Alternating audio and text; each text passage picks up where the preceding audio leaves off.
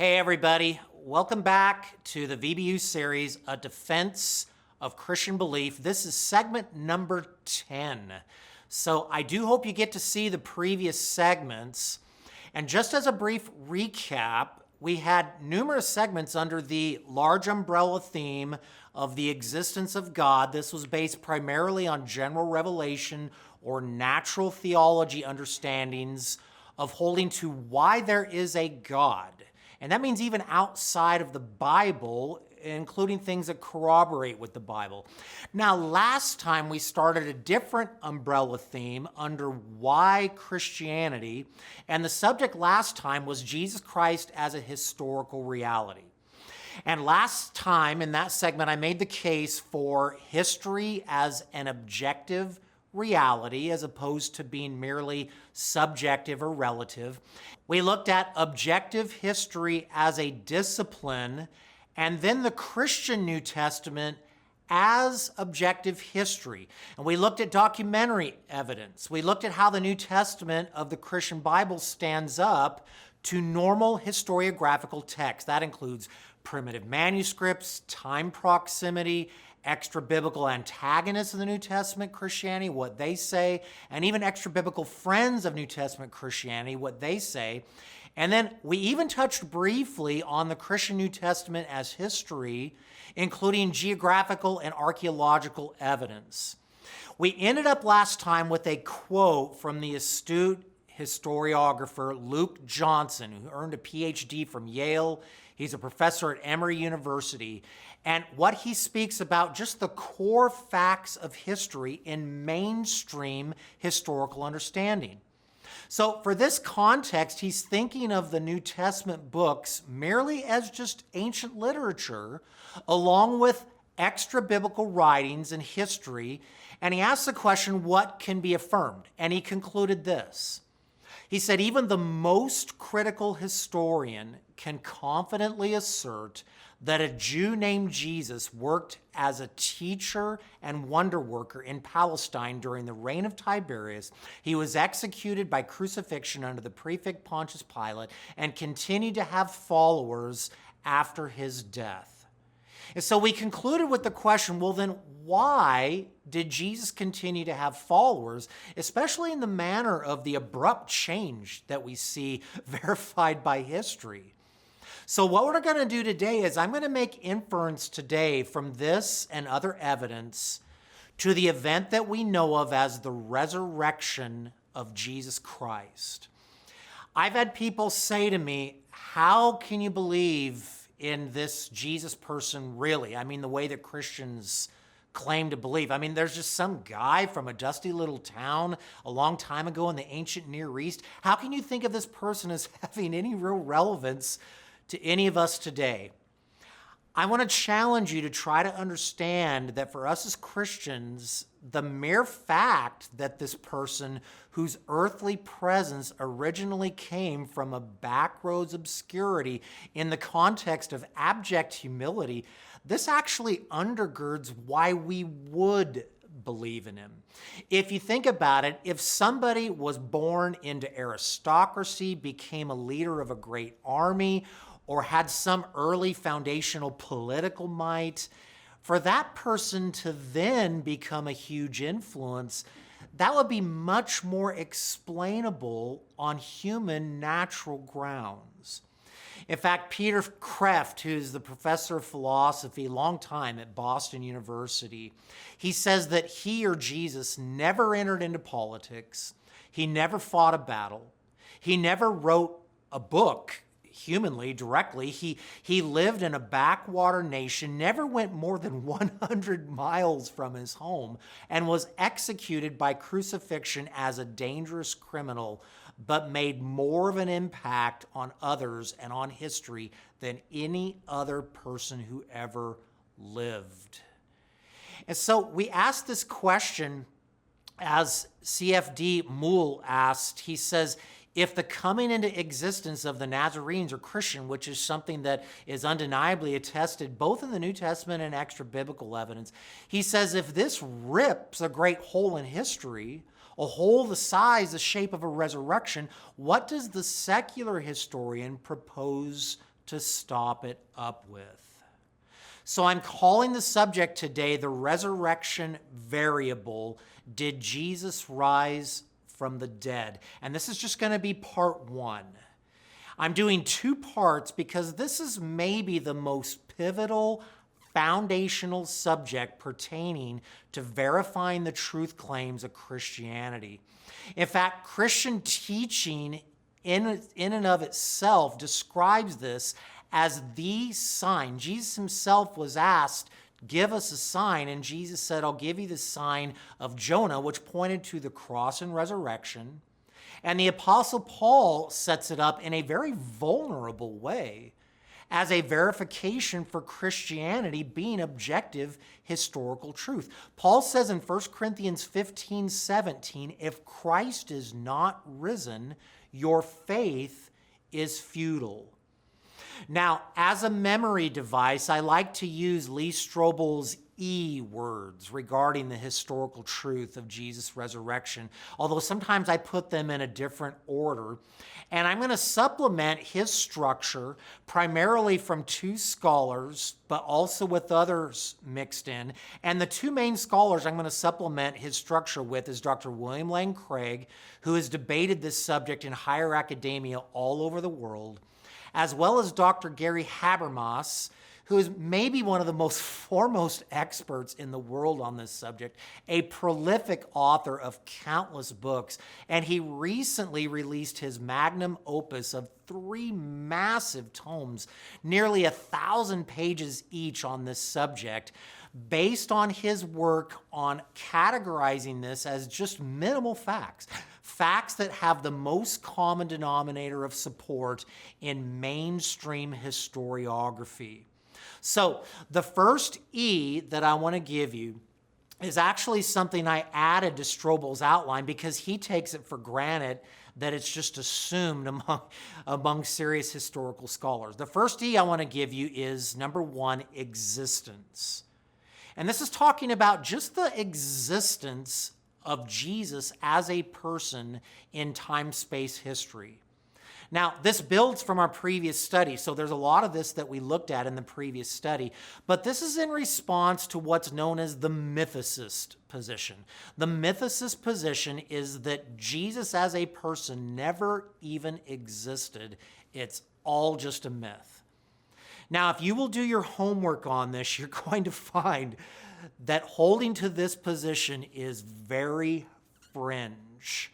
Once again, if you go to the study previously that we looked at in the last segment, you find that even extra-biblical support for the basic historicity of the life of one known as Jesus is well documented. In fact, if someone sees history as objective at all, you're going to find that you hold that there was at least a guy that we call Jesus, a Jew who lived in first century Palestine. In fact, even outspoken atheist Bart Ehrman, in an article titled, "Did Jesus Exist?" admitted, he said, of the hundreds of thousands of mythicists, he says only 2, to my knowledge, even have PhD credentials in their relative fields of study. But he says there's not a single mythicist who teaches New Testament, early Christianity, or even the classics at any accredited institution of higher learning in the Western world. So because of this reason, I'm choosing not to take a lot of time in this segment to even address this position that is just primarily popular with bloggers and YouTube sites. I hope that watchers of this segment will realize that this level of skepticism exists all over the web. In fact, there are many assertions that are made that just barely justify a response. We see this about even more recent events, such as like the Jewish Holocaust and people who are deniers of that.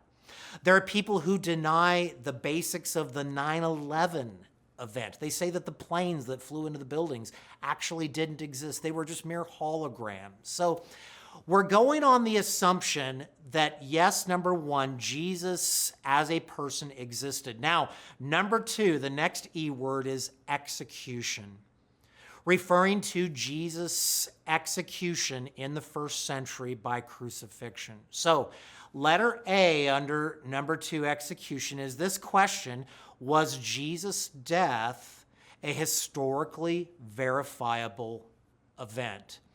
Now, we've looked before, let alone what's arguably the earliest records of the content of Christian teaching recorded in creeds found in New Testament writings. One of those prominent ones is so clear and so early, and it dates back to a tradition that predates the writing of the book itself, and it simply, in the middle of its description, says that Christ died.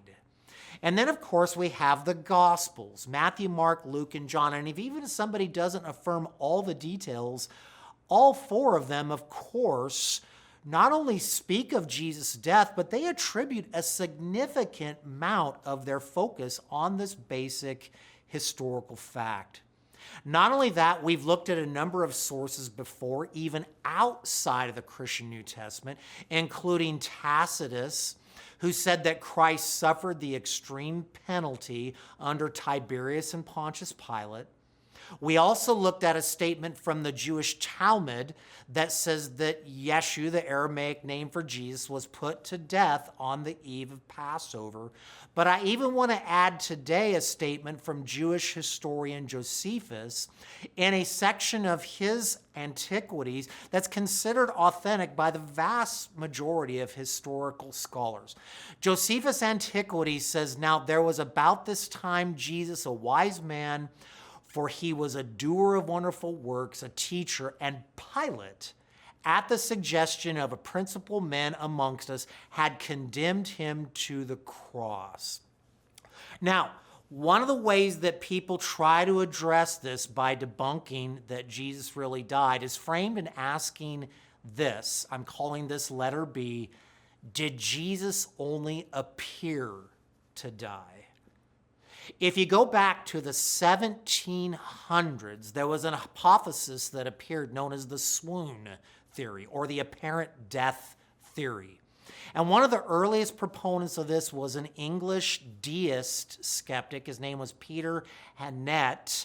But probably the best known proponent of this was a German skeptic and liberal theologian. His name was Heinrich Paulus. Now, there's various versions of this view, but the basic premise of it goes like this. The swoon theory says that at the cross event, that Jesus didn't really die. He was either in a death-like trance, or perhaps he just lost consciousness. And then sometime after being removed from the cross, he was resuscitated and then appeared alive to his followers. Now, according to proponents of this view, the post-resurrection appearance accounts of Jesus being alive, those were real simply because Jesus never really died. Now, as you might guess, or maybe you don't, in serious scholarly circles today, even amongst non-Christians, this theory has fallen way out of fashion. But I personally hear this hypothesis still brought up in conversation. In fact, just recently it was brought up. I'm not saying he ascribes to this, but maybe just playing devil's advocate.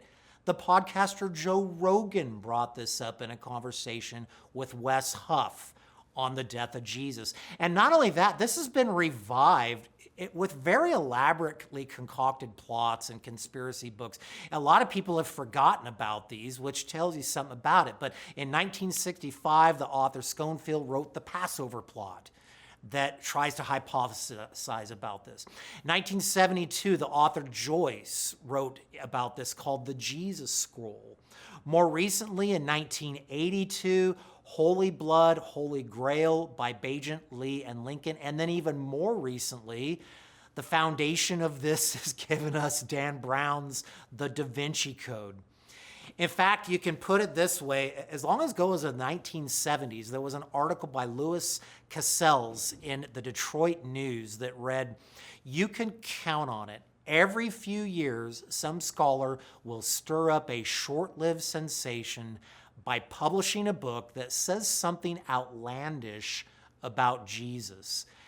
And if this person has a job, any job, at a university faculty, this person's findings is going to be retreated respectfully in the press as a scholarly work. That's something to keep in mind if you're watching a documentary on the Discovery Channel, and if a scholar says thus and so, there's a good chance that in 10 or 26, 35 years, it'll be totally forgotten and we'll still be back to the biblical description. So, when thinking about this swoon or apparent death hypothesis, consider the following points. One point is the practice of first century death by crucifixion having been verified. Now, the death by a Roman crucifixion was multifactorial, meaning the ultimate cause of death. Most consider the chief cause as being asphyxiation or suffocation, although there's other medical causes that certainly could result in such a brutal type of death. However, the usage of nails as part of a first century Roman crucifixion execution was for years thought to be totally fabricated by biblical authors.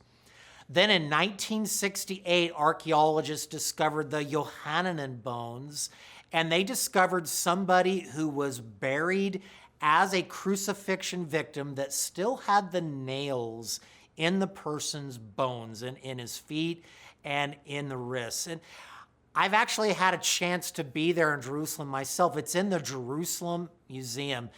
What's really interesting about this, in 1996 in Newsweek magazine, skeptic Crowson of the Jesus Seminar tried to say, and Newsweek printed it, that crucifixion victims were not given traditional Jewish burials. And yet, here's the Johannine bones, somebody crucified who was given a traditional Jewish burial. Then in 1970, guess what? They found even more bones with crucifixion nails in them. Then in 1990, they found even more bones with crucifixion-type nails in them. Another point to be made about this is the biblical record of the adjacent men's legs, the ones next to Jesus on the cross, having their legs broken, and then Jesus' chest being pierced, found in John chapter 19. In fact, John 19 records that the two men on the sides' legs were broken, and it says in John 19 this was to quicken their deaths. Now, whether anyone takes John's account on the surface to be historical, let's add this. There is both historical and even archaeological evidence outside the New Testament that corroborates this as a Roman crucifixion passage. In fact, John 19 also records, again, when the soldiers came to Jesus, they saw that he was already dead, likely because he was in the low position on the cross, because we understand a person had to push up in order to be able to breathe. When he's in the low position, they figured he's already dead, but then it says in John 19, they pierced him with blood and water coming out. This practice of piercing chests and hearts also has corroboration in secular history sources, including the Roman author Quintilian, with this practice being said to assure the death of the crucifixion victim. In fact, even the Oxford religion historian John Fox, I have a copy of his book, mentions this happening to Christian martyrs later. So, since the soldiers would have had the job to ensure the death of all three crucifixion victims, it contextually makes total sense that since the breaking of legs and then the piercing of Jesus' chest would have taken place, that they would be taking place at the same time. Not only that, I want to assert to you the Medical Association Journal reports. This is not the only one, but one that was very important was made in 1986. There were 3 medical doctors, including a pathologist from the Mayo Clinic, in an article in 1986 in the Journal of American Medical Association. And they said this clearly: the weight of historical and medical evidence indicates that Jesus was dead before the wound to his side was inflicted, And this supports the traditional biblical view that the spear thrust between his right rib probably perforated not only the right lung, but also the pericardium and heart, and thereby ensured his death. They went on to say, accordingly, interpretations based on the assumption that Jesus did not die on the cross appear to be at odds with modern medical knowledge. Not only that, even going further, just the implications of a collapsed lung. Dr. Habermas has given research on this extensively, and he notes that a collapsed lung by itself would have at least been the result of a spear wound, concerning which, and this is kind of graphic, if Jesus was still alive, there would have been a very loud, noticeable gurgling and sucking sound if he was trying to breathe. The Roman soldiers obviously would have noticed that and been given this task to make sure he's dead. They would have struck him again, probably more severely. Which leads us to this. The Roman soldiers being contracted to do their job, and Jesus as a public figure. Obviously, they had the task of making sure he was to be put to death in this public riot that would have resulted if they hadn't, probably on threat of their lives. But consider this, even if you were not a public figure, what would be your chances of surviving, ultimately, a Roman crucifixion? And guess what? That has actually been studied. The survival of a first century Roman crucifixion has been studied thoroughly by Michael Licona, and he records that we know of only one recorded case in history where someone survived a Roman crucifixion, and he actually didn't, because he was actually someone who was rescued. And he was given medical care. In fact, Josephus made requests for 3 people who had just started the process, and they were rescued, they were taken down, they were given medical care, and only one of them survived. So actually, based on Licona's research, we know of nobody who went through an entire Roman crucifixion and didn't end up dying. Now, if that were not enough, in the 1800s, David Strauss, who was a skeptic, he rebutted the swoon theory as a very liberal skeptic German New Testament studies scholar. And Strauss, in essence, even though when he started teaching, the swoon or apparent death theory was the most popular alternative theory about Jesus' resurrection. I want you to think about that. In Strauss's time, the predominant attitude was everybody knows he didn't really die. And so Strauss weighed in with something that we really haven't recovered from yet. He says, I want you to hear me out. He says, it's impossible that being a half-dead, out of the sepulcher person who crept about weak and ill wanting medical treatment, required bandaging and strengthening, could have given to the disciples the impression that he's this conqueror over death and the grave and the Prince of Life. Strauss says this would have weakened the impression which Jesus made on them in his life and death, and could by no possibility have changed their sorrow into enthusiasm and had elevated their reverence into worship. Most people have not seriously, who've studied this and gone back to Strauss's conclusion, have continued to hold that he didn't really die. So we've looked at letter E, the first one, his existence. Number 2, we've looked at the truth of his execution. Yes, historically, medically, archaeologically, he died. Now we're looking at number 3. The next E presentation is empty, meaning empty tomb. And letter A under this is, first the question is, was Jesus really buried? Somebody could respond, well, of course a tomb was found empty because he, even though he died, he wasn't really buried. And so historians come back on this and they say, look, Jesus' burial has multiple attestations by early independent sources. One of the sources we've been back to many times are the early creeds, not just in 1 Corinthians 15, but also in Acts.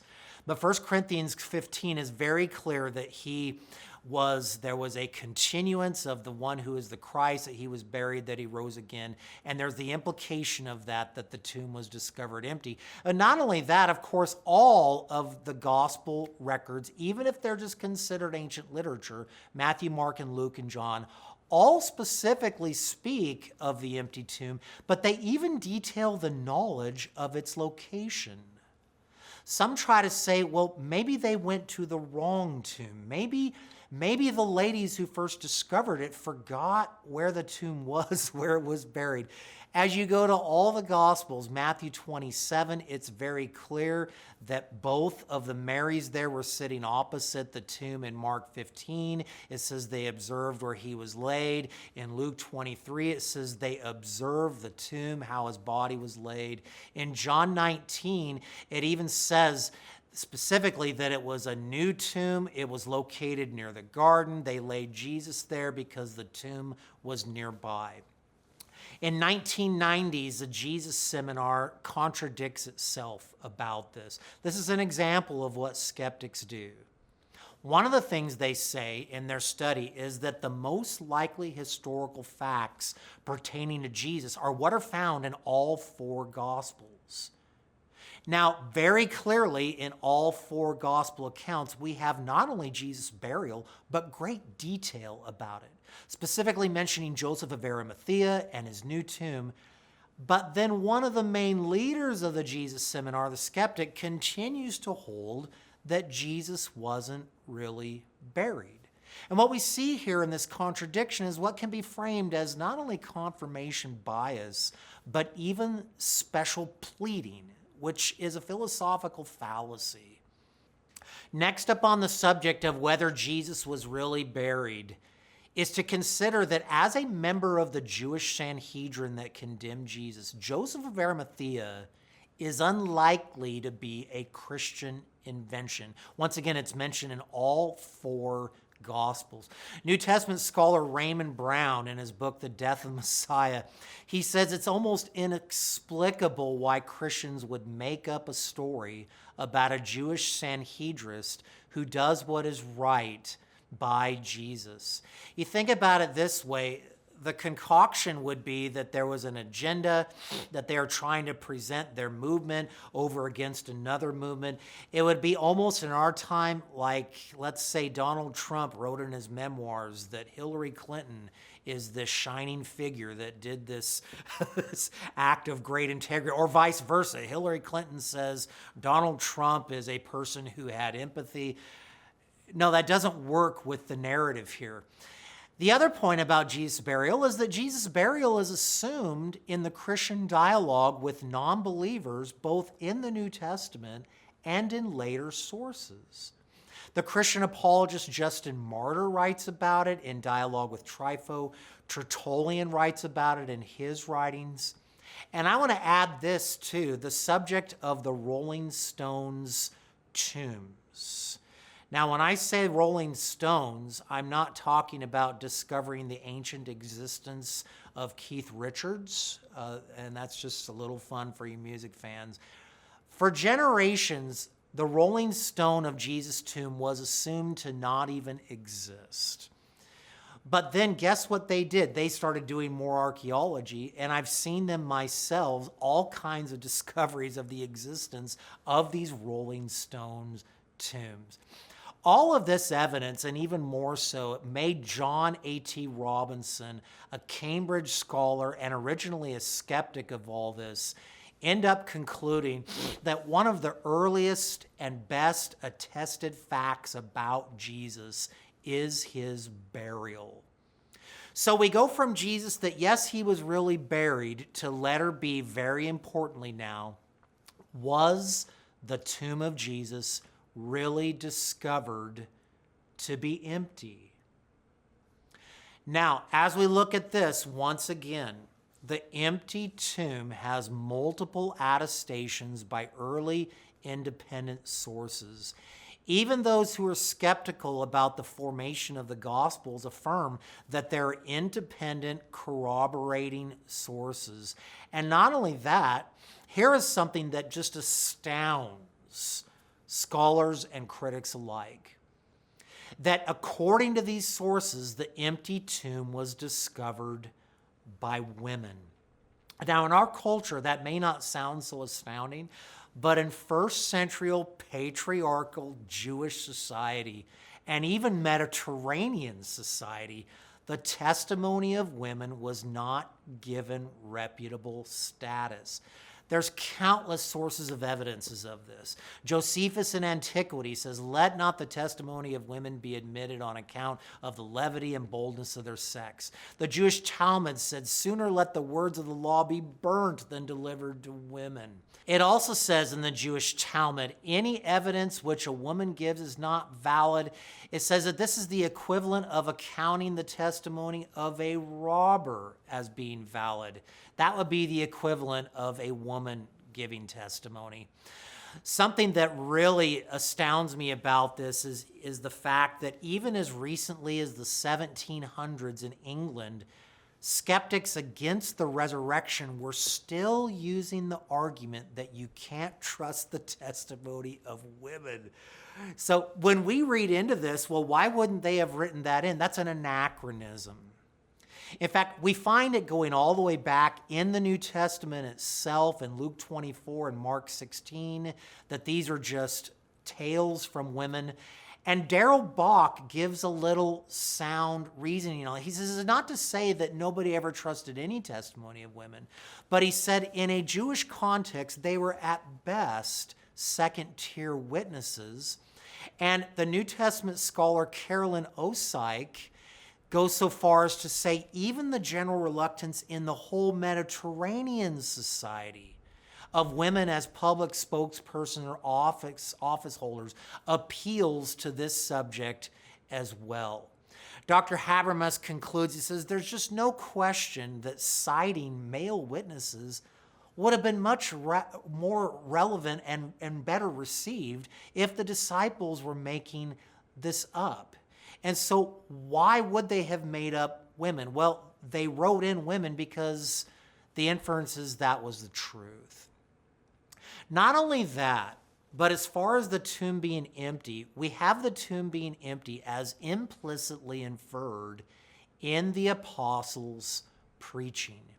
In fact, one of my favorite passages on this is in Acts chapter 2, where Peter, preaching on the day of Pentecost, alludes just in passing to David's tomb in contrast to Jesus, who is now risen, with the assumption that Jesus' tomb is empty.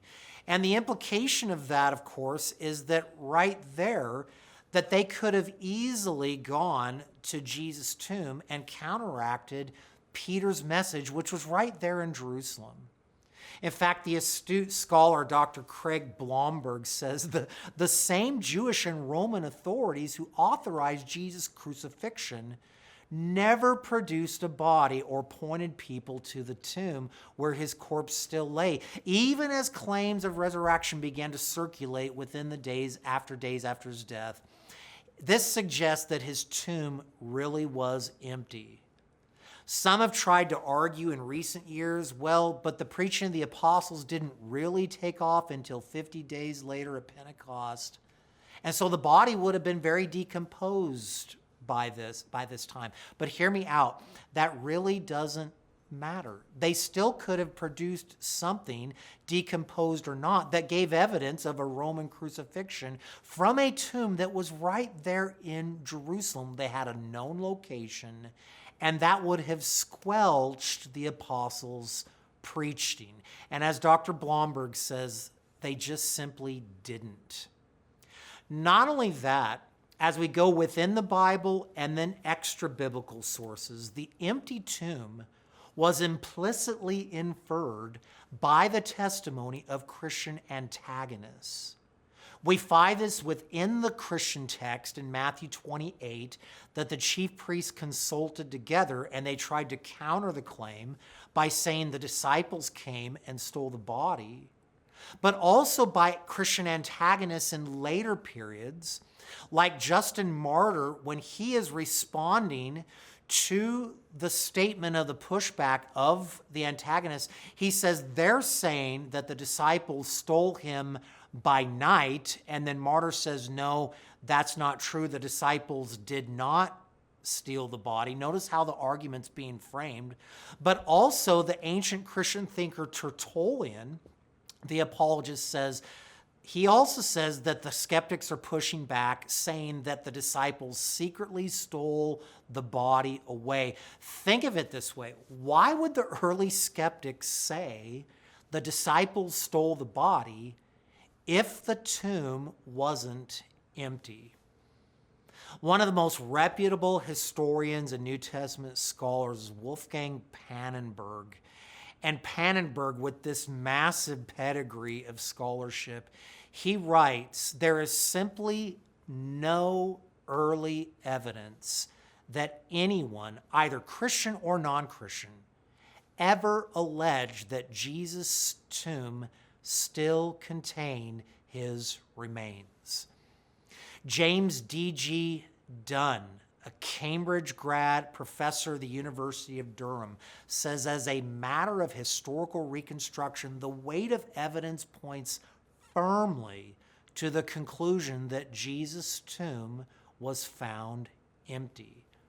Former Oxford historian William Wand puts it this way. He says, all the strictly historical evidence we have is in favor of the empty tomb. And those scholars who reject it ought to recognize that they do so on some other ground than that of scientific history.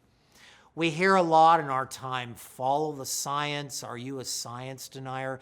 Historiography is simply the science of historical investigation. Why deny this when looking at the empty tomb of Christ? So right here, we're going to take a pause on this subject, and we're going to look at part 2 next time.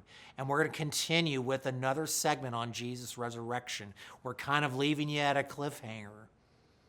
But maybe right now, you're someone who's watching this, and up to this point, maybe even in your life, you have just assumed some ideas about Christianity, specifically about Jesus' resurrection.